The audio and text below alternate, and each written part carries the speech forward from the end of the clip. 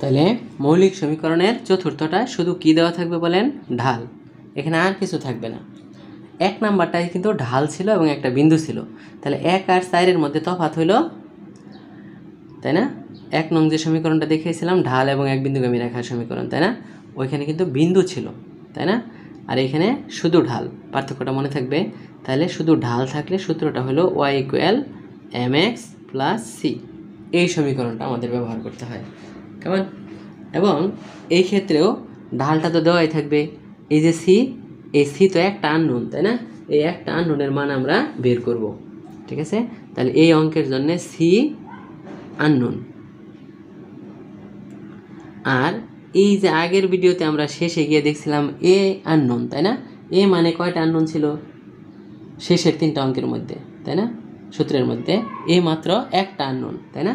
তাহলে একটা আননোন এখন আমাদের বের করতে হবে। তাহলে নিয়ম হলো যে অঙ্কে একটা আননোন থাকলে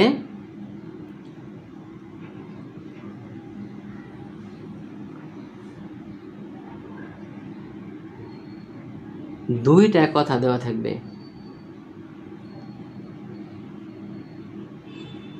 এর বেশি কোনো দিনও কোনো অঙ্কে থাকবে না, একদম ফিক্সড দুইটা কথা, কেমন? সেই দুইটা কথা কি কি? হ্যাঁ, 1 নাম্বার হলো বিন্দুগামী বলা থাকবে, কেমন? এখন একটা বিন্দুগামী বলার মানে কি, ওই বিন্দু দিয়ে কিন্তু এই রেখাটারে সিদ্ধ করে দেওয়া যাবে, অর্থাৎ এক্সের জায়গায় এক্সের মান, ওয়ের জায়গায় ওয়ের মান। ঢালের মান যখন আমরা জানি, এক্সের মানও বসাই দিলেন ওয়ের মান, তাহলে কি সি বেরিয়ে আসবে না? ব্যাপারটা বুঝছেন? আর একটা কথা বলা থাকতে পারে, সেটা হলো দূরত্ব সূত্র, কেমন? তো দূরত্ব সূত্র দেওয়া থাকতে পারে। এখন দূরত্বের কয়টা সূত্র ছিল আমাদের?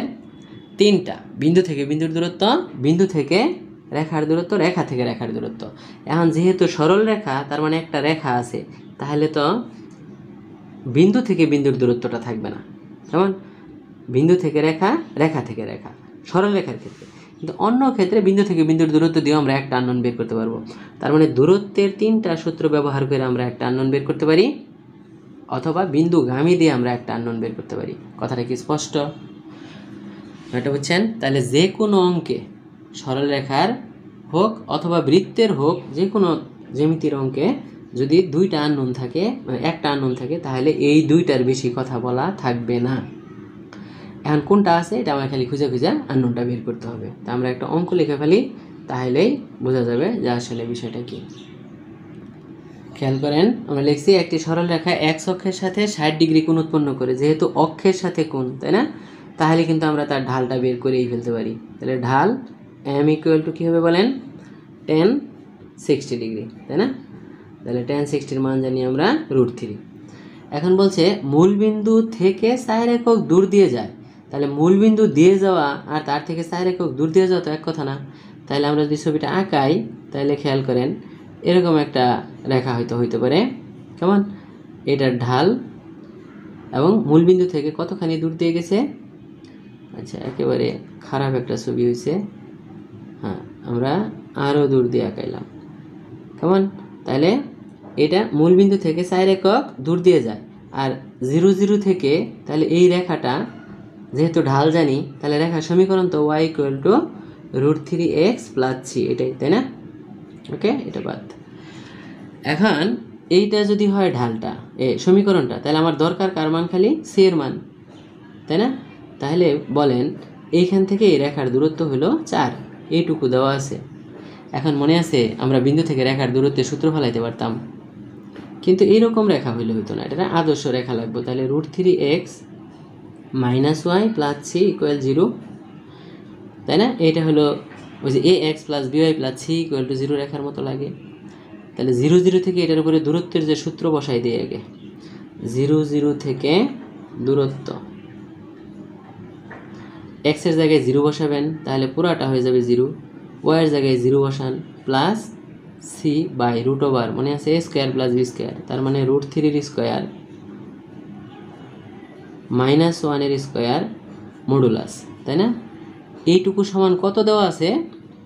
হ্যাঁ, এই যে দেখেন 4 একক দূরত্ব দেওয়া আছে। তাহলে দূরত্বের সূত্র তো আমরা বসাই দিলাম, ওইটুকু সমান 4 বসাই দিলে সেখান থেকে c একটা আননোনের মান বের হয়ে যাবে, কেমন? তাহলে সেইখান থেকে দেখেন সি বাই এটা হবে 3a14 রুট করলে 2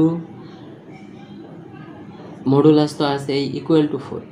এখন খেয়াল করেন আমরা যদি মডুলাস তুলে দেই, একটা কথা এখন থেকে মনে রাখবো, মডুলাস তুলে দিলে এক পাশে প্লাস মাইনাস চিহ্ন দিতে হয়, কেমন?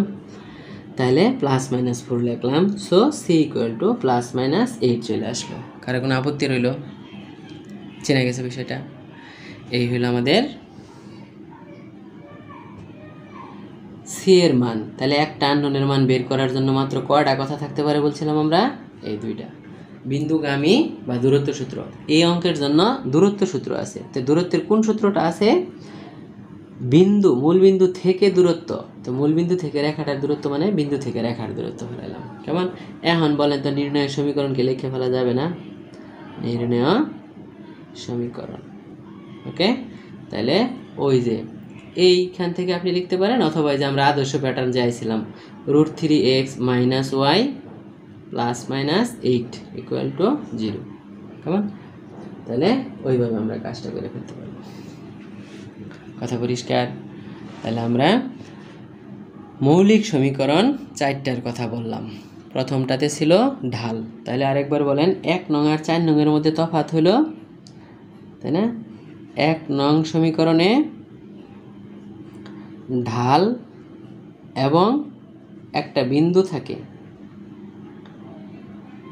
থাকে, তখন আমরা y - y1 equal to m into x - x1 সূত্রটা ফেলাই।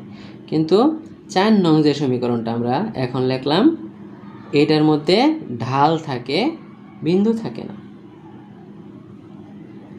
কিন্তু বিন্দু থাকে না। তাহলে যখন অঙ্কের মধ্যে বিন্দু থাকবে না, তখন আমরা y equal to mx + c বসাবো। কথা কি স্পষ্ট? ওকে, তাহলে এইটুকুই হলো আমাদের এই ভিডিওর কাজ, কেমন? তাহলে 4টা মৌলিক সমীকরণের ঢাল এবং বিন্দু থাকলে 1 নাম্বারটা, 2টা বিন্দুর স্থানাঙ্ক দেওয়া থাকলে 2 নাম্বারটা, ওই যে এ বি 2টা ছেদক দেওয়া থাকলে 3 নাম্বারটা, তাই না? তাদের ক্ষেত্রে কিন্তু 3টা স্পেশাল কেস ছিল, মনে আছে? ওই যে সমমান সমচিহ্ন, সমমান বিপরীত চিহ্ন, হ্যাঁ, এগুলা কিন্তু মাথায় থাকতে হবে। থাকলেই আমরা অঙ্কগুলো চিনব, না হলে চিনব না, কেমন? আর শেষেরটা হলো শুধু ঢাল থাকবে, কেমন? তো এই ক্ষেত্রে সি এর একটা অন্য নামও আছে, এটা এখন আমরা বলবো না, পরে অঙ্কে যখন দরকার পড়বে তখন গিয়ে বলবো, কেমন? ওকে, ধন্যবাদ।